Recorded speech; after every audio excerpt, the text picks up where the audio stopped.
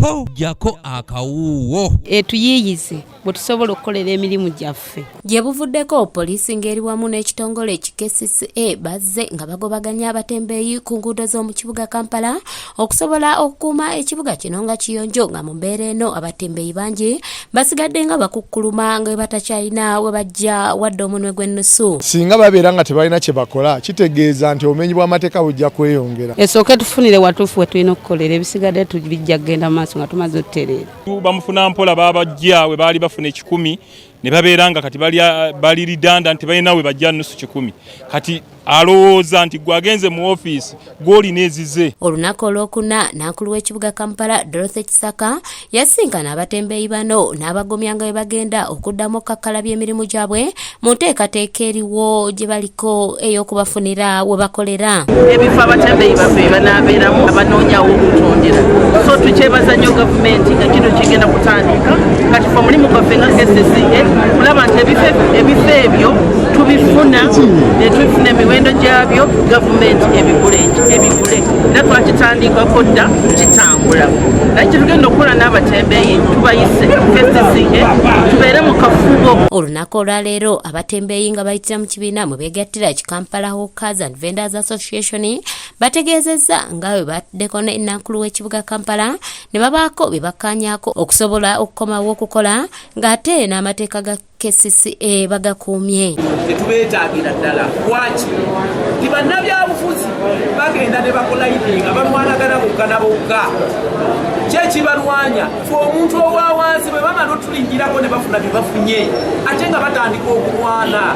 Ate tubadde mu mbeera eno nze njagala oŋŋambe bukyanga tubadde mu mbeera eno abamu baawulidde tugenda kulonkinga bintu byo kuba tuzze tutambula n'emikyala Kisaka okubaluya tugoba ku kkubo ne tukulumba tetumala wiiki nga tetutudde tutambudde tetulina we tutatuuse wa wonna batuyise tutudde.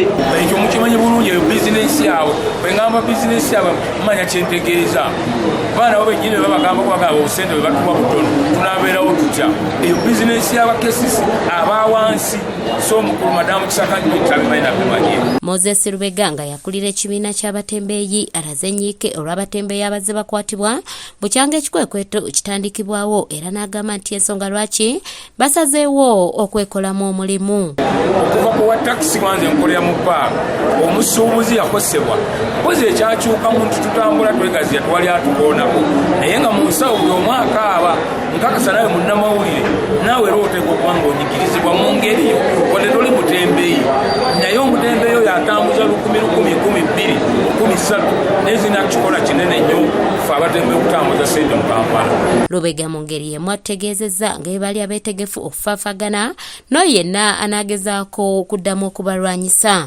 Nti next week tugenda kulonkinga ekifo ekyo ne Idi Kisaka nakyo akigatte ku paatisi zino zetugenda okukoleramu era kyemmanyi nti tuli bulungi mu nsonga eyo. Tulina security yaffe wana y'amaanyi bannange saagala mutye.